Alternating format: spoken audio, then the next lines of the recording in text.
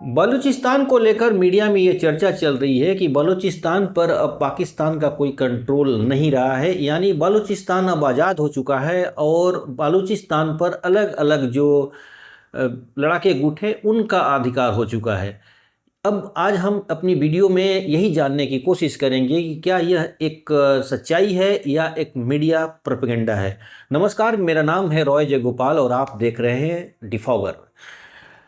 देखिए, बलूचिस्तान को लेकर पूरे दुनिया के अलग अलग मीडिया में काफ़ी चर्चाएं चल रही हैं कि पाकिस्तान उस पर कंट्रोल नहीं कर पा रहा है, यानी लगातार पाकिस्तान के सेनाओं से उनकी झड़पें हो रही हैं। सब पाकिस्तान के सैनिक को, पाकिस्तान का अपना दावा है और जो बलूच आर्मी है उनका अपना दावा है। सब ये बातें कह रहे हैं कि पाकिस्तान ने अपना अभी जुलाई में ही ऑपरेशन सबान शुरू किया है, यानी उनका मानना है कि हम बल के ताकत के बल पर जितने बलोच गुट हैं उनको हम ख़त्म कर देंगे और हम बलूचिस्तान में शांति लेकर आएंगे। जबकि बलोच लोगों का कहना है, यानी बलोच जो लड़ाके हैं उनका कहना है कि हम पाकिस्तान को इस एरिया में घुसने ही नहीं देंगे, ये एरिया पर अब हमारा कंट्रोल हो चुका है। अब ये बातें निकल के आ रही हैं तो इसमें बड़ा कन्फ्यूजन हो जाता है, क्योंकि ग्राउंड पे कोई देख नहीं रहा है, ग्राउंड पर क्या स्थिति है कोई नहीं जानता है। सिर्फ मीडिया में जो खबरें आ रही हैं हम लोग उसी पर विश्वास कर सकते हैं। तो अब हमें इस बात को समझना होगा कि वाकई में क्या पाकिस्तान का कंट्रोल अब बलूचिस्तान पर नहीं है। तो अभी हाल के घटनाओं को या पीछे के कुछ महीनों को लगातार अगर घटनाओं पर हम नज़र डालें तो ये बातें साफ हुई हैं कि बलूचिस्तान पर पाकिस्तान की कंट्रोल नहीं है। इसके लिए पाकिस्तान अपना कंट्रोल फिर से बरकरार करने के लिए उसमें कई प्रशासनिक सुधार भी किए हैं। जैसे बलूचिस्तान एरिया में 36 ज़िले थे, अब उसको बढ़ाकर 41 ज़िले कर दिए गए हैं।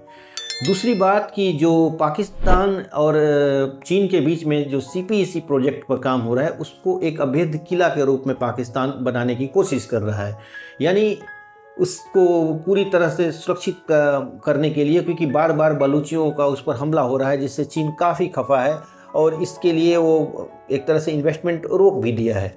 तो इसमें इस प्रोजेक्ट में काफ़ी डिले हो रही है। 60 अरब डॉलर का ये प्रोजेक्ट है, लेकिन अभी ये काफ़ी आगे जा रहा है, उसका सीमा पार कर चुका है। तो ऐसे में चीन का भी पाकिस्तान पर दबाव है, तो पाकिस्तान ने भी इस प्रोजेक्ट की रक्षा के लिए, बचाने के लिए काफ़ी सिक्योरिटी यहाँ पर लगा के रखा है। अब सवाल ये होता है कि पाकिस्तान क्या वाकई में इसको कंट्रोल कर पाएगा, जो कि पाकिस्तान ने अभी अपना जो दावा कर रहा है कि हम ऑपरेशन सबान चलाकर या कुछ इधर उधर से करके जोड़ घटा करके हम बलूचिस्तान पर कंट्रोल कर लेंगे। तो सबसे पहली चीज़ हमें ये बात सोचना होगा कि पाकिस्तान, पहली बात कि 36 जिला को जब 41 जिला कर दिया तो पाकिस्तान के ऊपर एक प्रशासनिक दबाव भी पड़ा है। छोटे छोटे जिला बनाने का पाकिस्तान का उद्देश्य ये था कि हमें पुलिस के अलग अलग क्षेत्र रहेंगे जिसकी वजह से हम कंट्रोल करना आसान होगा। तो लेकिन आसान तो हुआ है, लेकिन इसका खर्च ज़्यादा बढ़ गया है, क्योंकि 5 जिलों को चलाने के लिए प्रशासनिक जो खर्च होता है वो बढ़ गई है, जो पाकिस्तान की आर्थिक स्थिति के हिसाब से ठीक नहीं है। दूसरी चीज़ कि पाकिस्तान कुछ मनोवैज्ञानिक दबाव भी डालने की कोशिश किया है, ख़ासतौर पर बलूचों के प्रति जो एक इमोशनल गेम कार्ड खेलने की कोशिश किया है। उसी तरह कुछ उनका CB करके एक क्षेत्र था जिसको CV किया है, स्पेलिंग में चेंज किया है। जैसे मरकान को मरुकान किया है। क्यों किया है? क्योंकि मरकान बलूचों का कहना था कि जो पाकिस्तान है हमारी संस्कृति को मिटाना चाहता है। तो पाकिस्तान एक तरह से इशारा दिया है कि हम ऐसा नहीं चाहते हैं, हम मरुकान कर दिए हैं। मैंने आप बलोच लोग उसको मरकान को मरुकान ही बोलते थे, तो उनकी मूल भाषा जो थी उस नाम, उस क्षेत्र को उस नाम पर स्पेलिंग को चेंज करके किया गया है। तो ये चीज़ें थी, लेकिन पाकिस्तान यहाँ पर ये जो एक तरह से दिखाने के लिए किया है। बलोच लोग अच्छी तरह जानते हैं कि पाकिस्तान की सेना है जो बहुत गहरी साजिश रच रही है, जो ऑपरेशन सबान के द्वारा, यानी इसके द्वारा कई तरह की ऐसी घटनाएं घटी हैं। जब किसी लड़ाकों को गायब कर दिया है, घर से खींच के ले गया, उसके बाद उसकी छत जो कटे फटे डेड बॉडी पाए गए। तो ये कई चीज़ें नज़र आती हैं। तो पाकिस्तान हालांकि इससे इनकार करता है कि नहीं, हमारे सेना का हाथ नहीं है। लेकिन बलोच लोगों का पता है कि ये जो अपहरण करके लोग ले गए थे जो सादे बेस में, वो पाकिस्तान के लोग ही थे और फिर लड़कों को मारकर क्षेत्र में फेंक कर भाग गए। तो ये सब चीज़ें चल रही हैं वहाँ पर। दूसरी चीज़ की देखिए, जैसा कि बलोच लोगों का अपना दावा है कि पाकिस्तान अपना कंट्रोल उस पर नहीं है, तो सबसे बड़ी चीज़ कि क्या वाकई में बलोच का दावा सही है? तो देखिए, हम बलोचिस्तान के जो क्षेत्रफल देखें तो पाकिस्तान का 44% क्षेत्र है ये, यानी 44%। तो ये बहुत बड़ा क्षेत्र है और आबादी बहुत कम है। तो ये आबादी आमतौर पर जो लड़ाके होते हैं वो गांव बस्तियों में रहते हैं और छिपने के लिए चूँकि पहाड़ी एरिया है, बहुत ज़्यादा पठारी एरिया है, तो उनमें छिपने के लिए बहुत ज़्यादा जगह होते हैं, तो ये छिप जाते हैं और ये गुरिल्ला लड़ाई करते हैं। तो इसलिए पाकिस्तान आर्मी के सामने बहुत बड़ा चैलेंज हो जाता है, क्योंकि ये सिविलियंस की तरह दिखते हैं, सिविलियंस के रूप में रहते हैं और कब हमला कर देंगे कोई ठीक नहीं रहता है। तो इसलिए एक निपटना एक बहुत बड़ा मुश्किल है। दूसरी चीज़ कि कोई भी देश विद्रोह को तभी दबा पाता है जब वहाँ पर उसके पास उतनी संसाधन हो। पाकिस्तान खुद एक डिफ़ॉल्टर है और पाकिस्तान के पास लगातार कर्ज बढ़ रहे हैं, उसकी आर्थिक ढांचा बिल्कुल चरमरा गया है।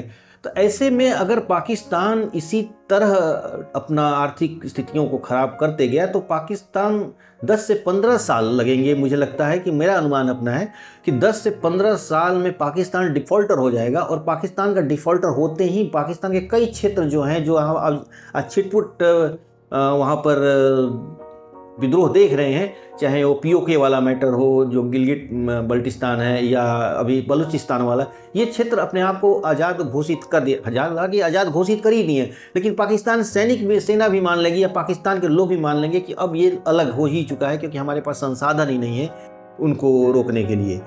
लेकिन इतना आसान भी नहीं है कि पाकिस्तान इसको छोड़ देगा या दुनिया इसे निकलने देगी, क्योंकि ये अकेला बलूचिस्तान का मैटर नहीं है, ये मैटर चीन का भी है, क्योंकि चीन का बहुत काफ़ी इन्वेस्टमेंट है। तो चीन कभी भी नहीं चाहेगा कि क्षेत्र निकल जाए उसके हाथ से, पाकिस्तान के हाथ से।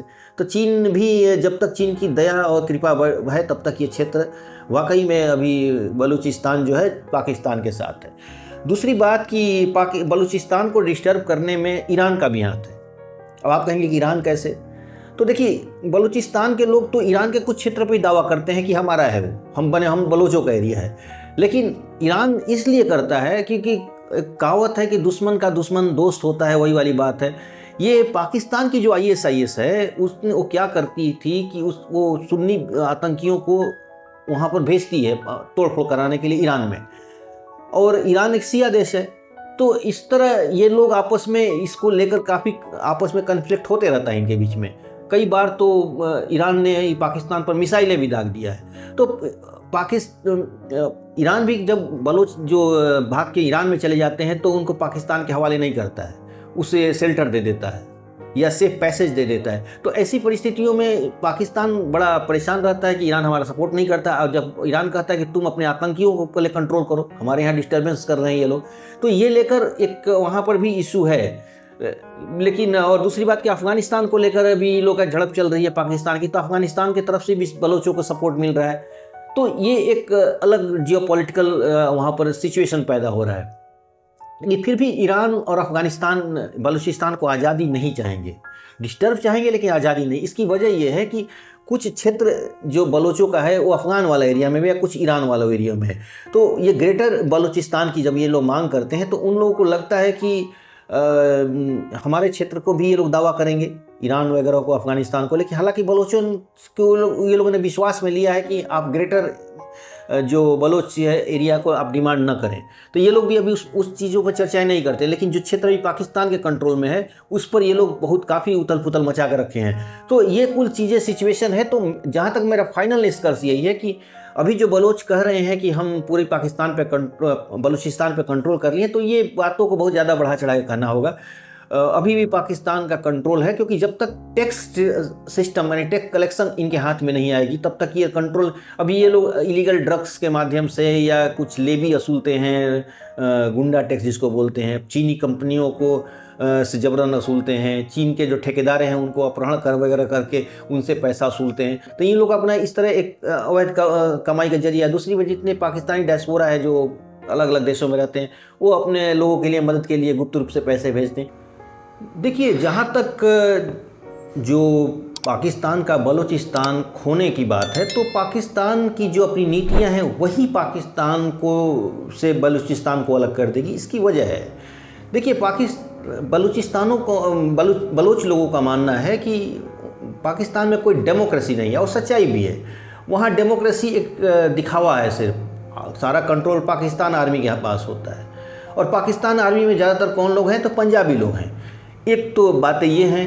दूसरी बात कि देखिए भारत में भी बहुत काफ़ी इस तरह की अलगाववाद भड़का था, इसमें कोई दो राय नहीं है। खालिस्तान था और नॉर्थ ईस्ट में बहुत सारी समस्याएं थीं, तो कई चीज़ें थीं, और नक्सलवाद भी था, बहुत सारे नक्सली समस्याएं थीं। लेकिन भारत ने इस पर कंट्रोल किया, और इसकी वजह ये थी कि भारत का जो लोकतांत्रिक ढांचा जो था काफ़ी मजबूत है। विद्रोहियों को भी लगता था कि भारत की डेमोक्रेसी, भले भारत में हमारी कुछ समस्याएं हैं, हमारी कुछ मांग है जो नहीं पूरा हो रही है, लेकिन इतना तो वो भी विश्वास करते थे कि भारत का डेमोक्रेसी हमारे लिए हित में है। और यही वजह थी कि इस डेमोक्रेसी की ताकत ही थी कि पंजाब का जो खालिस्तान आंदोलन ख़त्म हो गया, क्योंकि सबको लगा कि जब राइट्स हमारे हाथ में है तो हम आखिर किससे लड़ाई करेंगे, क्योंकि वहाँ पर जनता को सीधा अधिकार था चुनाव में भाग लेने का, अपना वोट, अपना नेता चुनने का। कश्मीर में भी यही चीज़ हुआ। कश्मीर में भी लोगों ने ये मान लिया कि हाँ भाई यहाँ पर डेमोक्रेसी है, तो हम अपना नेता तो खुद ही कुछ चुन सकते हैं, तो फिर हम क्यों किसी को रोना जाए, क्योंकि हमारा सारा कुछ तो अपने ही हाथ में है, सरकार चुनना, सरकार गिराना। नॉर्थ ईस्ट में भी यही लगा। तो भारत की डेमोक्रेसी ही भारत की सबसे बड़ी ताकत बन के निकली, और इसमें सेना का ज़्यादा कुछ योगदान नहीं रहा, जो सिक्योरिटी फोर्सेस का ज़्यादा योगदान रहा। मैं ये नहीं कहूँगा कि योगदान नहीं रहा, लेकिन एक दमन वाली नीति नहीं थी, एक सुधार वाली नीति थी, एक समझाने वाला, एक तरह से प्यार वाली नीति थी, समझाने वाली नीति थी। तो उनको भी लगा कि नहीं, भारत के साथ हमें रहने में फ़ायदा है, और भारत के से अलगाववाद हमारा नुकसान हो सकता है। ये चीज़ समझ में आया। भारत ने इनको समझाया भी, भारत ने उनकी जो छोटी छोटी समस्याएं थी उसको भी समाधान किया। यानी भारत का लोकतंत्र ही भारत के सारे अलगाववाद को ख़त्म कर दिया। लेकिन पाकिस्तान में इसका नहीं। पाकिस्तान में तो बलूचिस्तान में मुख्यमंत्री तो होता ही है, लेकिन कंट्रोल सेना के हाथ में, जब चाहे तब उनको हटा दो, जब चाहे बैठा दो। जब प्रधानमंत्री का वहाँ कोई भविष्य नहीं है तो और तो छोड़ दिए, मुख्यमंत्री या चीफ मिनिस्टर लोग का क्या औकात है।